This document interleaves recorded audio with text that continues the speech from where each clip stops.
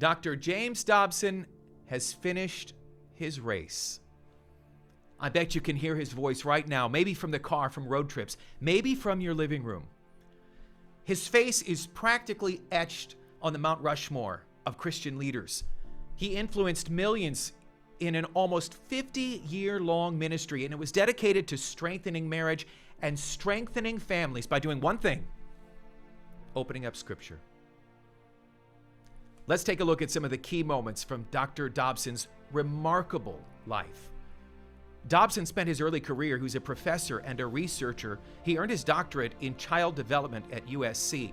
But his true calling wasn't in academia. His true calling emerged when he started sharing his uniquely honest biblical insights. In 1977, Dobson launched Focus on the Family, a radio program that served as a guiding voice for parents that wanted wisdom in raising their children and couples that wanted wisdom in building a stronger marriage. In the 1980s, Dr. Dobson became a force to a boomer generation that was slowly drifting away from biblical truth.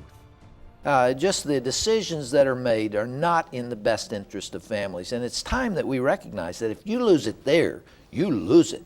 Because that's the foundation. The family is the ground floor, the foundation for everything. And you undermine that basic unit, and all of society crumbles. That is absolutely right. Dr. Dobson's instruction, it was always firm, but he was always loving.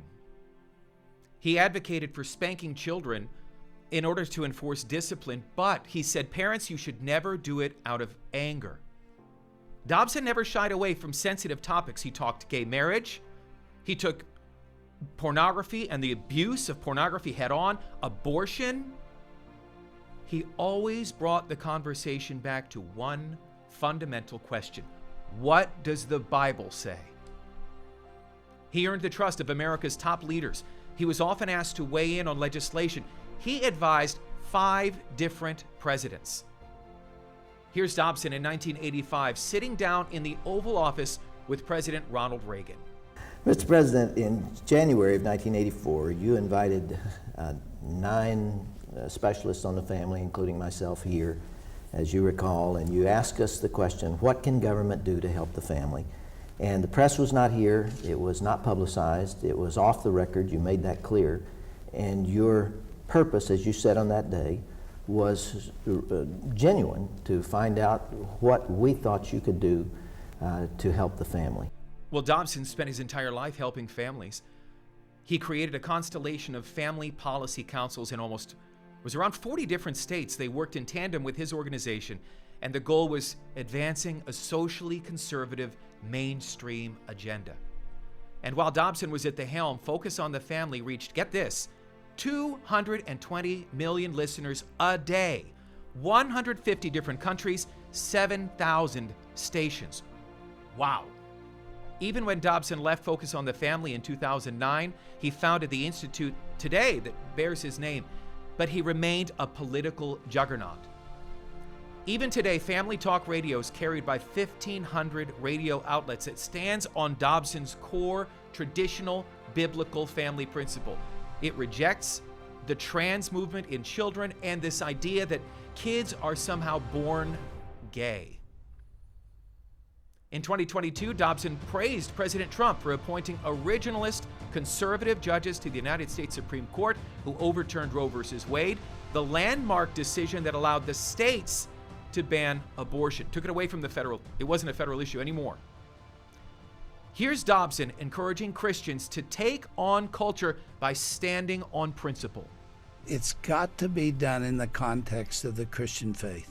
We can't abandon what we believe and what Jesus had to say about loving your enemies and those that are opposed to what you are and what you stand for. I'm paraphrasing, but Jesus was pretty clear about all that. In 1989, Dobson shocked the world. He sat down with serial killer Ted Bundy the day before Bundy was executed. Bundy blamed violent pornography for his unthinkable behavior.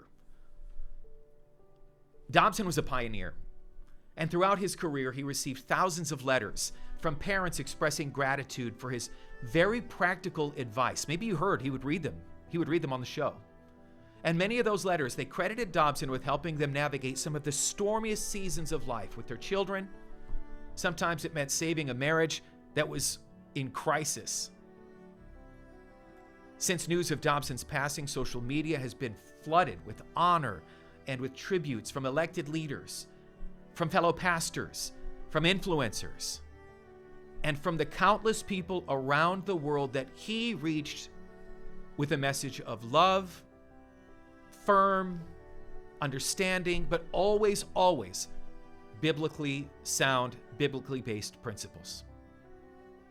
From the radio in the car to the living room and for generations to come, Dr. Dobson's voice still speaks.